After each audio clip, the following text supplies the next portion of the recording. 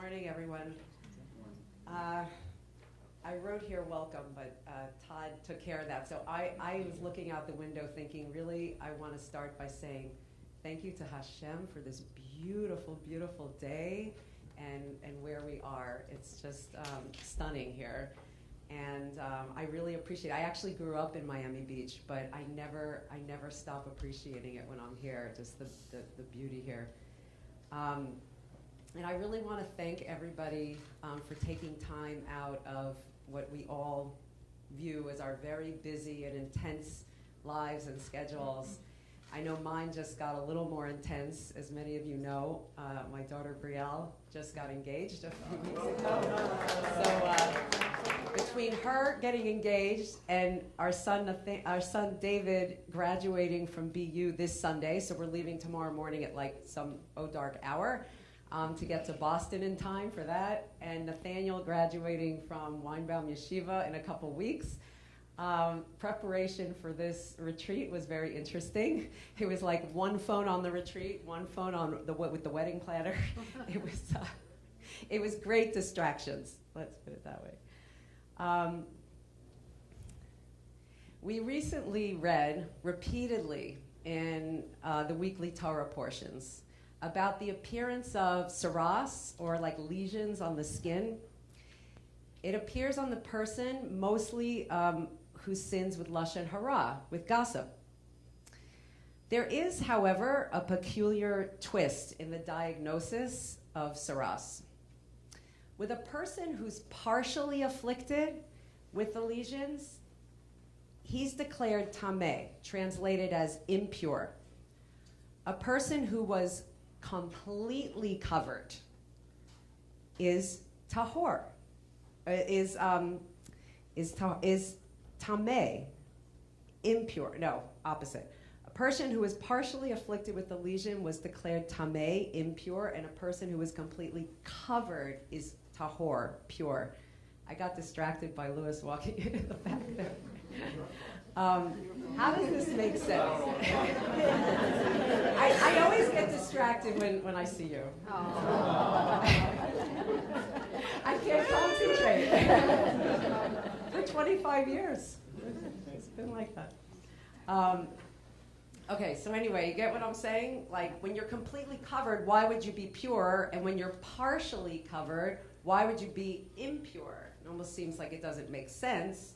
And what can we learn from this anomaly?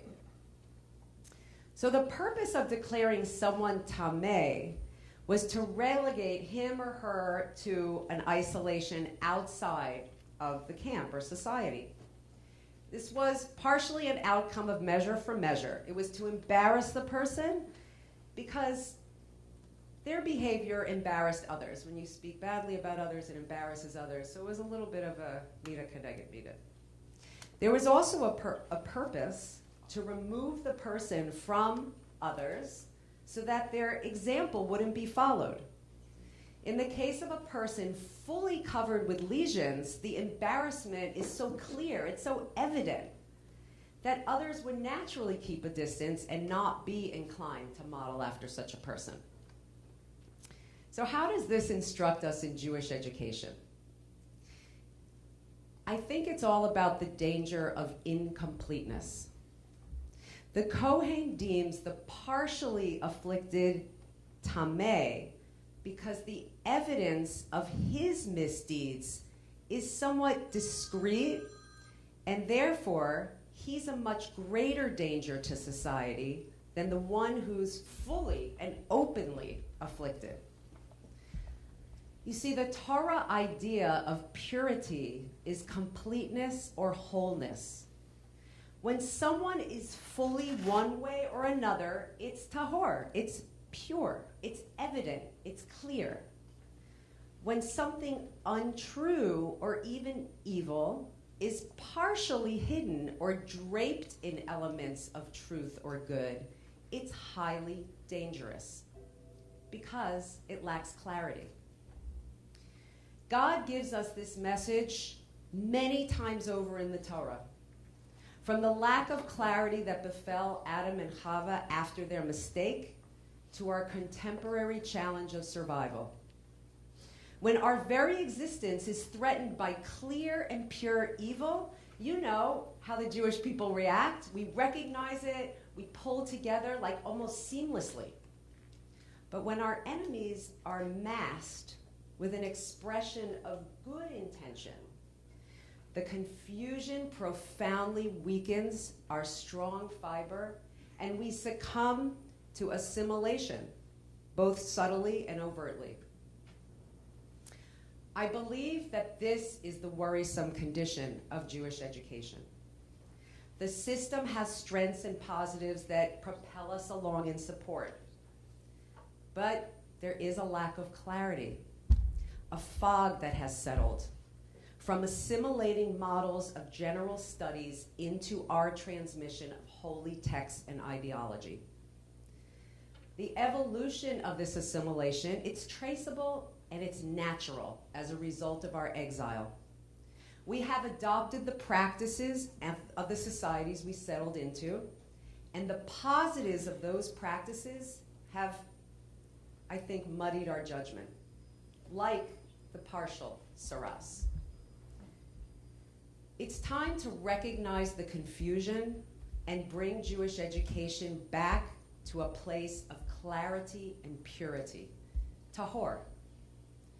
We can't tacitly accept that we graduate too many of our children from this system who are shaky in their foundation and uncertain of their commitment to Jewish continuity. I know I can't, and that's why JEIC was born.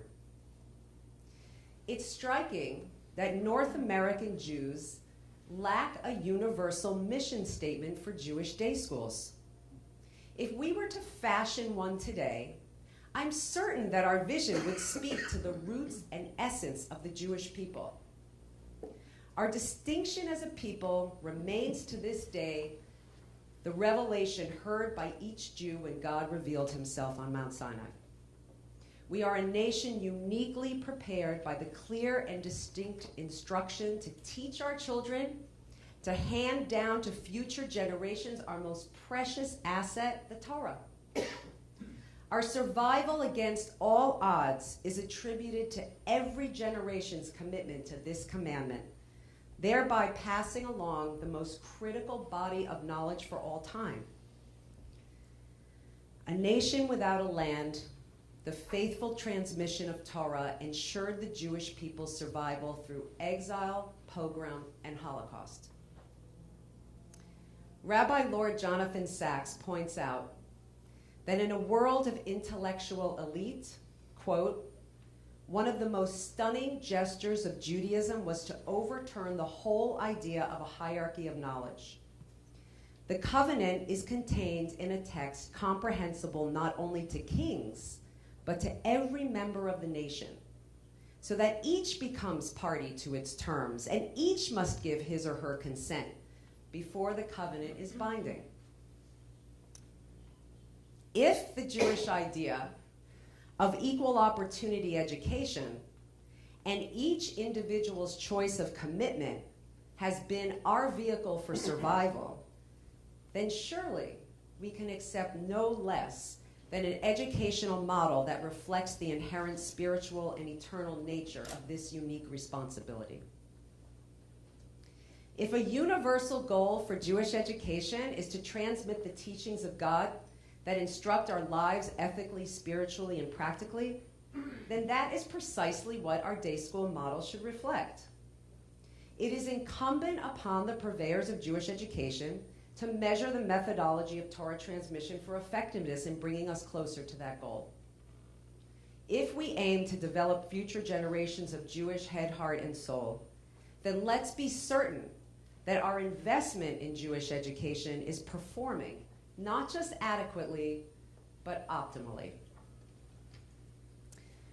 My deepest thanks to you all for joining us here for our third annual retreat to showcase innovators and share perspectives on how we can provide clarity on mission and transmission in Jewish education.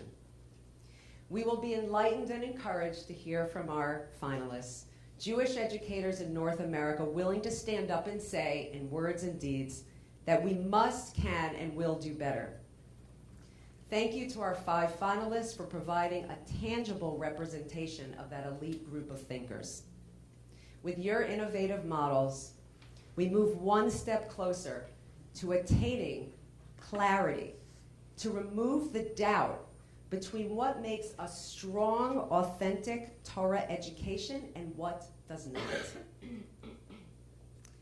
I am sharing my time today with my son, Nathaniel Mayberg, who's a high school senior graduating in just a few weeks from the Jewish day school system.